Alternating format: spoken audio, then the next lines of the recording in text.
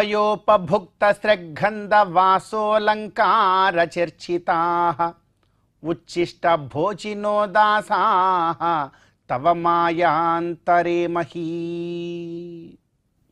అత్యంత పవిత్రమైనటువంటి ఈ వైశాఖ మాసంలో శుభోదయ వేళలో దేవదేవుడైనటువంటి శ్రీమన్నారాయణుణ్ణి, కలియుగ ప్రత్యక్ష దైవమైనటువంటి శ్రీ వెంకటేశ్వర స్వామి వారిని పరిపరి విధాలుగా శరణాగతి చేస్తూ ఉత్తమమైన ఈ వైశాఖ మాస శుభోదయ సమయాన్ని మనం చరితార్థం చేసుకుంటూ ఉన్నాం.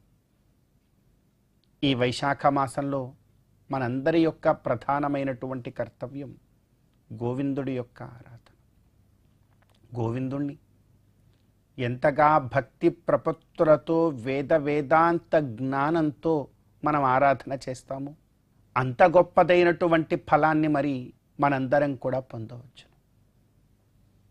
అందుకే గోవిందేతి సదా స్నానం సదా గోవింద కీర్తనం అంటూ ఉంటారు పెద్దలు. నువ్వు ఏ కార్యం చేస్తున్నా గోవిందనామస్మరణ చేయవచ్చునయా. గోవిందనామస్మరణ చేస్తూ నువ్వు ఆ కార్యాన్ని కనుక ఆచరిస్తే అంతకు మించినటువంటి గొప్ప భాగ్యం మరొకటి ఏది కూడా లేదు అంటారు. ఎందుకు ఆ మాట అంటున్నారు పెద్దలు? కూర్చున్నా లేచినా ఏ కార్యమునకు వెడుతున్నా ఎప్పుడు భగవన్నామస్మరణ చెయ్యండి, భగవన్నామస్మరణ చెయ్యండి. నిద్ర లేవకానే నీ ప్రధాన కర్తవ్యం కూడా భగవన్నామస్మరణమే అని చెప్తారు. ఎందుకు ఇలా జీవితంలో ప్రతి క్షణం ప్రతి కార్యంలో భగవన్నామాన్ని జోడించి పెట్టడంలో మన పెద్దల యొక్క ఆంతర్యం ఏమై ఉంటుంది? అవేవి లేకుండా ప్రశాంతంగా ఉండలేమా మనం? ఎందుకు భగవత్ కైంకర్యం చేయాలి? ఎందుకు భగవన్నామాన్ని మనం స్మరించాలి? ఆవశ్యకత ఉందా లేదా జీవితంలో అని ఒక ప్రశ్న గనక వేసుకున్నట్లయితే అసలు ఈ ప్రశ్న పుట్టడమే తప్పు. ఒకవేళ పుట్టి దానికి సమాధానం ఏమిటి అని మనం ఒకవేళ వెతికినట్లయితే ఒకే మాట పెద్దలు మనకు తెలియజేస్తున్నారు. త్వయోపభుక్త స్రగ్గంధ వాసోలంకార చర్చితాః ఉచ్చిష్ట భోజినో దాసాః తవ మాయాంతరే మహీ.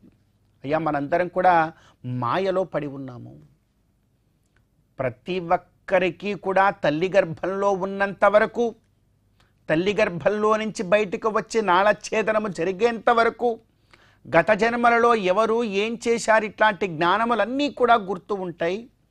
ఒక్కసారి నాళఛేదనం జరిగాక అజ్ఞానము చుట్టుకుంటుంది, ఏడవడం మొదలు పెడతాడు ప్రతి జీవుడు. మనందరం కూడా పుట్టగానే ఏడ్చినటువంటి వారమే. అదే మొదటి క్రియగా ఈ లోకంలో మనం చేశాం.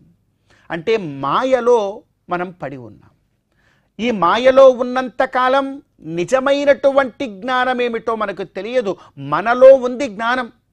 నిజానికి ఆత్మస్వరూపుడైనటువంటి మనందరం కూడా జ్ఞానస్వరూపలమే. జ్ఞానాధికరణమాత్మ అని శాస్త్రం కూడా చెప్తోంది. కానీ ఈ ఆత్మకున్నటువంటి జ్ఞానము మాయా అనేటువంటి మాలిన్యంతో కప్పబడి ఉన్నదయా. అలా కప్పబడి ఉన్నంత వరకు నీ ఆత్మజ్ఞానం ఏమిటో నీకు కలగదు. ఈ దుఃఖముల నుండి ఎలా బయటపడాలో నీకు ఉపాయము రాదు, తెలియదు. కనుక మాయ నుండి నీవు బయటపడాలి. మాయ నుండి బయటపడాలి అంటే ఏం మందు వేసుకోవాలి? ఈ మాయను పోగొట్టే మందు ఎక్కడైనా ఉన్నదా? ఎవరైనా తయారు చేస్తూ ఉంటారా? పోనీ ఏ అడవులలోకి వెడితే ఏ మూలికల యొక్క రసము ఏమైనా తాగితే ఈ మాయ యొక్క ప్రభావం ఏమైనా తగ్గిపోతుందా? ఎక్కడికి వెళ్ళాలి దీనికోసం అంటే నీవెక్కడికి వెళ్ళనవసరం లేదు, ఏ తపస్సులు అవసరం లేదు, దీనికి ఔషధం అంటూ ఏదీ లేదు.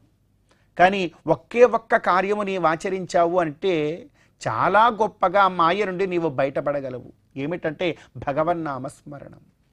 ఒక్క భగవన్నామస్మరణ ద్వారా మాత్రమే మాయ నుండి నీవు బయటపడగలవు. కనుక అందుకే మన జీవితంలో ఏ కార్యము చేస్తున్నా భగవన్నామాన్ని పెద్దలు మనకు అన్వయించారు.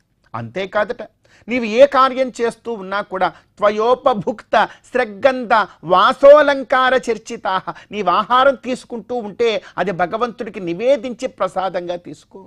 నీవొక నూతన వస్త్రాన్ని కట్టుకుంటూ ఉంటే అది భగవంతుడికి సమర్పించిన తరువాత భగవంతుడిదిగా అనుకుని నీవు దాన్ని తీసుకో. నీకు పానీయము తాగాలనిపిస్తే భగవంతుడి యొక్క తీర్థంగా నీవు భావించి తీసుకో.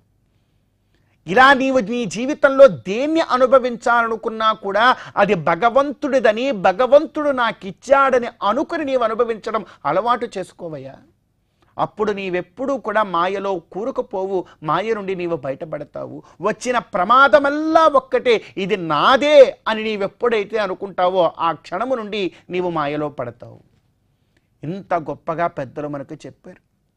త్వయోపభుక్త సగంధ వాసోలంకార చర్చితాః ఉచ్చిష్ట భోజినో దాసాః తవ మాయాంతరేమహి. నేనెప్పుడూ కూడా భగవంతుడికి దాసునే. త్వద్భృత్య భృత్య పరిచారక భృత్య భృత్య భృత్యస్య భృత్య ఇతి మాం స్మర లోకనాథ అన్నట్టుగా ఇటువంటి భావనని ఎప్పుడైతే మనం కలిగి ఉంటామో మాయ నుండి బయటపడగలం గనుక, అలా మాయ నుండి బయటపడి ఆ గోవిందుడి యొక్క కైంకర్యంతో మన జీవితాన్ని చరితార్థం చేసుకునే భాగ్యాన్నిమ్మని ఆ దేవదేవుణ్ణి కోరుకుంటూ ఈ వైశాఖ మాస శుభోదయ సమయాన్ని మనం చరితార్థం చేసుకుందాం.